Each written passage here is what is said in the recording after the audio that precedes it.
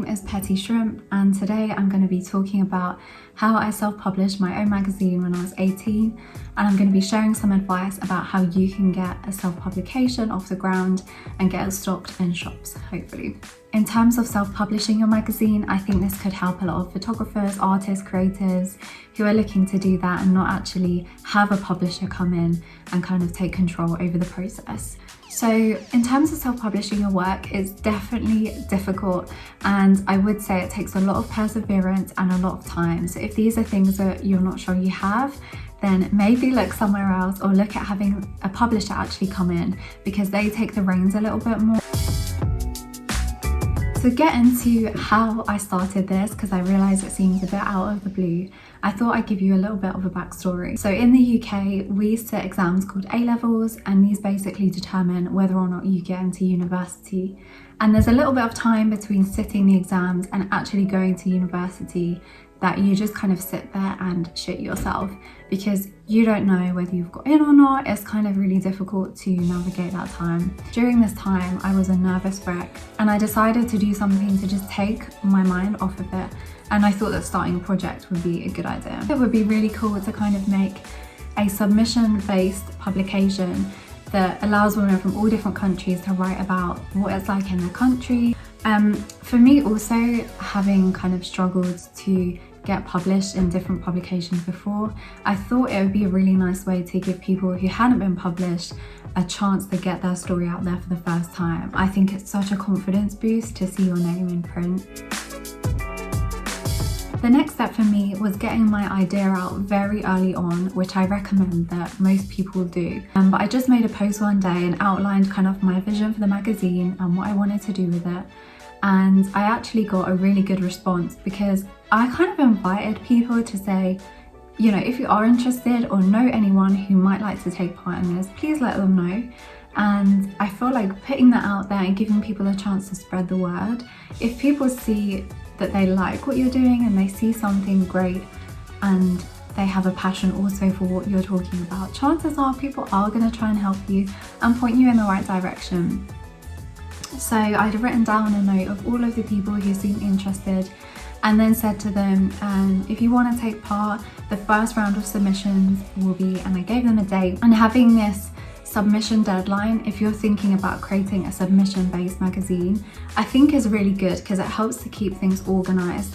And rather than having kind of people send things in, like drip feeding things in and things getting lost as well, I think having a strict deadline means that everything comes in, you can review what there is and pick the things you like the most. From there, I really started to think about the design of the magazines, and this was a huge thing for me because I had no previous design experience, but I also didn't really have the money at first to pay someone to design the magazine. So I thought, I'm gonna have to do this myself.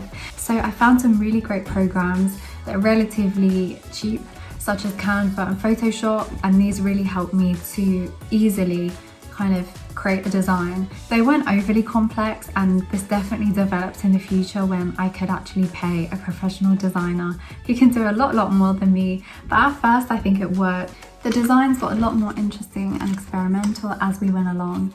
I actually found some great resources online, such as Behance, and I really recommend you check this website out, because whether you're looking for someone to do animations for your social, to create layouts of the magazine and styling designs, you can actually see the previous work that designers have done to really see if you'll be a good fit.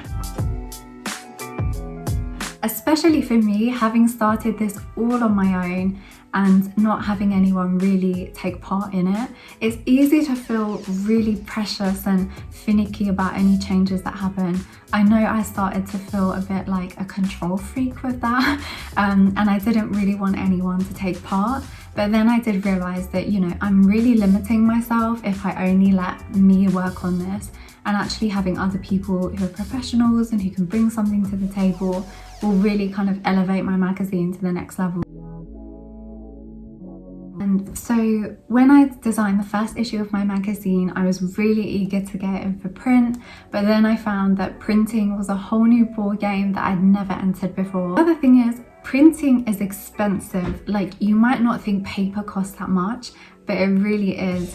Each one of my magazine issues probably cost between £3 and £3.50 to print, depending on the size and the paperweight, etc. But I really recommend requesting samples from different printers and actually going to one that suits you best. In terms of content, this is where I think I learned my biggest lesson, because I really learned early on in life that emailing people, although it might be a little bit scary, is a great thing. And also that you're not necessarily pestering someone just because you're emailing them. There is an art to it though, and don't copy and paste your emails and just change the name. It's going to be so obvious if you say, "Dear blank, please write for me." Like, people are gonna know that that's a copy and paste job. And I think if you're inviting someone to work with you and you're really showing an interest in what they're doing, you want to big them up a bit. You want to make them feel like, yes, I'm that person and this person wants to work with me. And I think you really want to make a fuss of their most recent work, something you really love, and just make it very personal. So obviously this takes a bit more time, but I think essentially you're going to get a lot more people wanting to work with you if you actually show you care about them.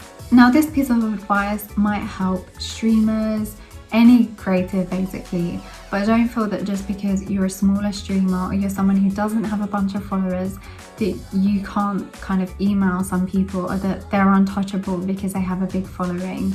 You would be surprised who might share your passion. There's someone you want to talk to, email them, and the worst thing that can happen is they say no or they blank you, which happens a lot. I got blanked a lot, but it was worth it in the end. The main things to kind of accept are that the big shops, so for example in the UK, WH Smith, Foyles or big stores, normally require you to actually pay for the space in the store. So WH Smith, for example, you have to pay for the shelf space that your magazine then goes on, rather than just collecting money from the sales. It's a very different ballgame altogether to approaching independent stores. I was able to get my magazine stocked in shops such as the ICA in London. I originally started getting orders on Big Cartel and then actually expanded to having my own magazine website on Squarespace, and I used to have blogs but also the actual magazine kind of commerce section on that page, and that worked really well for me. So Squarespace allowed me to easily track my orders, see where they're coming from, and I can also mark when I've actually sent them out. And it was also an interesting experience when I used to go to the post office and create a bit of a queue. That's not a flex, but people behind me would be so annoyed that I went in there with like 30 parcels every week, but I was like, I don't know what to do. Like, I have to send these out. People are waiting for these. Yeah, then I went to university and there was miraculously one of the self-checkout things, which was a game changer.